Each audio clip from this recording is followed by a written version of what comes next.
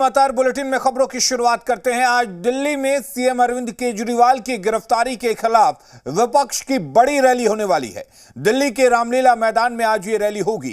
अरविंद केजरीवाल की पत्नी सुनीता केजरीवाल, राहुल गांधी, सोनिया गांधी, कांग्रेस अध्यक्ष मल्लिकार्जुन खड़गे, बिहार के पूर्व डिप्टी सीएम तेजस्वी यादव समेत लेफ्ट के नेता और कश्मीर की पूर्व सीएम महबूबा मुफ्ती भी शामिल होंगी।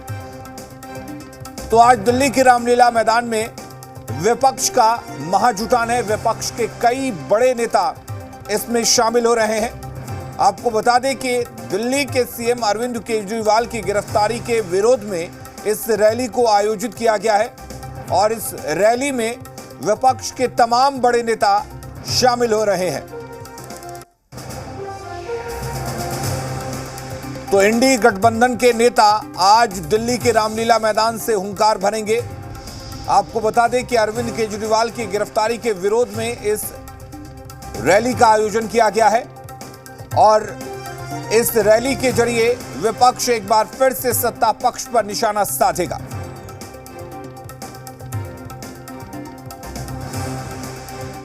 प्रफुल्ल पटेल पे क्या कहेंगे, जिस तरीके से सीबीआई ने उन्हें उनका सीबीआई केस क्लोज कर दिया है।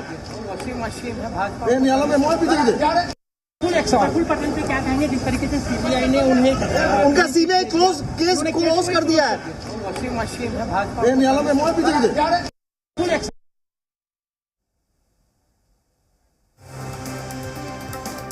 तो तेजस्वी यादव ने एक बार फिर से केंद्रीय एजेंसियों पर सवाल उठाया है।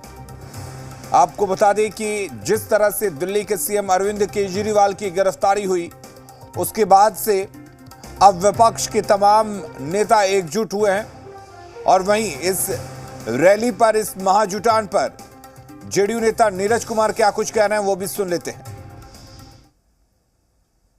चुनाव की अधिसूचना जारी होने के बाद रैली की याद आई और महत्वपूर्ण विषय यह है कि भ्रष्टाचार के आरोप में जेल की सलाखों के भीतर राज्य का मुख्यमंत्री बंद हो तो उसको राजनीतिक आवरण देने के लिए ये रैली आयोजित है।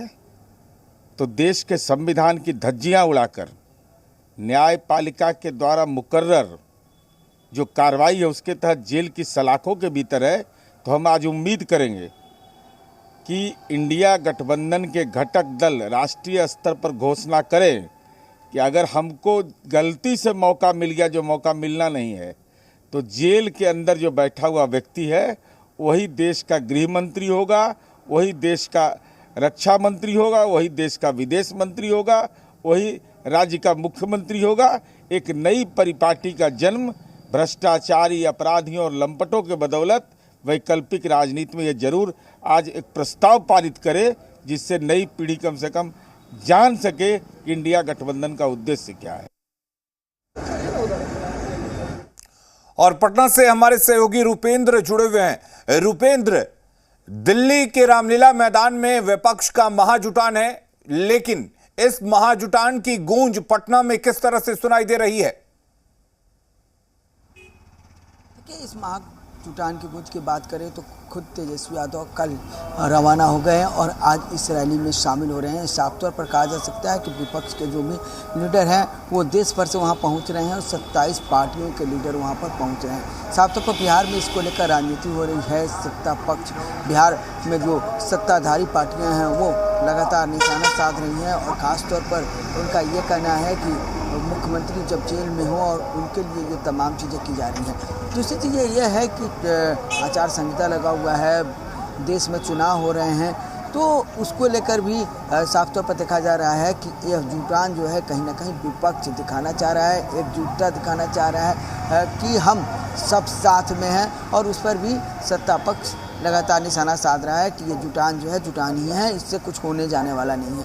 लेकिन जिस तरह से स्थिति बनी हुई है उसको लेकर साफ तौर पर कहा जाए तो बिहार ही नहीं, झारखंड से, उत्तर प्रदेश से तमाम विपक्षी दल के लोग वहाँ पर इकट्ठा हो रहे हैं। वहीं बात की जाए तो झारखंड के मुख्यमंत्री की पत्नी कल खुद सोनिया गांधी से मिली। आज तेजस्वी यादव खुद दिल्ली में मौजूद हैं, इस रैली में मौजूद रहेंगे और रैली में राहुल गांधी रैली को संबोधित करेंगे, सोनिया गांधी रहेंगे, मल्लिकार्जुन खड़गे संबोधित करेंगे, तेजस्वी यादव संबोधित करेंगे। साथ ही उद्धव ठाकरे इस रैली में पहुंचने वाले हैं, वो संबोधित करेंगे। तो साफ तौर पर देखा जा सकता है कि जहां रैली रामलीला मैदान दिल्ली में हो रही है, लेकिन राजनीति बिहार में भी हो रही है। जी बिल्कुल, अगर बात करें रुपेंद्र, तो तेजस्वी यादव लगातार केंद्रीय एजेंसियों पर सवाल उठा रहे हैं, तो जाहिर सी बात है कि आज एक साथ विपक्ष जमकर सत्ता पक्ष पर हमला भी बोलेगा और कहीं ना कहीं इसका असर भी बिहार में देखने को मिलेगा और बिहार में भी ये दिखाने की कोशिश की जाएगी कि विपक्ष पूरी तरह से एकजुट है। देखिए, जरूर दिखाने की कोशिश की जाएगी देश भर में, बिहार में खास तौर पर चुनाव के समय कि विपक्ष पूरी तरह से एकजुट है और विपक्ष ही हैं जो सत्ता पक्ष को टक्कर दे सकता है और एकजुटता दिखाने की कोशिश की जाएगी। साफ तौर पर जिस तरह से तेजस्वी यादव केंद्रीय एजेंसियों पर उन्होंने बयान दिया है, तो यह नई बात नहीं है, वो हमेशा केंद्रीय एजेंसियों पर बयान देते रहते हैं। और जिस तरह से विपक्ष के नेता के तौर पर खुद झारखंड के पूर्व मुख्यमंत्री हेमंत सोरेन अभी जेल में हैं और कई चीज़ों में उनको संलिप्त पाया गया, उस जेल में है। अब जब तक उन पर पूरी जांच नहीं हो रही है, तमाम चीज़ें हो नहीं रहा है, तब तक वो बाहर आ नहीं सकते हैं। उसी तरह केजरीवाल जो है दिल्ली के मुख्यमंत्री हैं, उनको ईडी के द्वारा 9 बार सम्मन भेजा गया, उसके बाद भी वो नहीं आए, उसके बाद उनको हिरासत में लिया गया। तो साफ तौर पर कहा जा सकता है कि तेजस्वी यादव पर भी ऐसे ही ग्रहण है। लालू यादव खुद जेल में रहे हैं, तेजस्वी यादव जो है ईडी का उन पर भी मामला चल रहा है। तो साफ तौर पर कहा जा सकता है यही कारण है कि तेजस्वी यादव लगातार केंद्रीय एजेंसियों पर कहीं ना कहीं जो है निशाना साधते रहते हैं और इस बार भी साधे हैं। जी बिल्कुल, और विपक्ष कहीं ना कहीं रुपेंद्र ये भी कोशिश करेगा, चाहे वो झारखंड में हेमंत सोरेन की गिरफ्तारी हो या दिल्ली में अरविंद केजरीवाल की गिरफ्तारी हो, तो इस गिरफ्तारी को भी कहीं ना कहीं बिहार में भी भुनाने की कोशिश की जाएगी। बिहार में ही भुनाने की कोशिश की जाएगी और बिहार ही नहीं, देश में भी भुनाने की कोशिश की जाएगी साफ तौर पर। और जहाँ जहाँ विपक्ष के नेता गिरफ्तारी हुई है, विपक्ष के नेता जेल में है, वो तमाम जगहों पर जो है इसे भुनाने की कोशिश की जाएगी। चलिए, बहुत शुक्रिया रुपेंद्र आपका तमाम जानकारी देने के लिए, तमाम बातचीत करने के लिए। तो आज विपक्ष का महाजुटान है दिल्ली में और इस दिल्ली के रामलीला मैदान में आज एक मंच से इंडी गठबंधन के तमाम नेता गरजेंगे और सत्ता पक्ष निशाने पर होगा।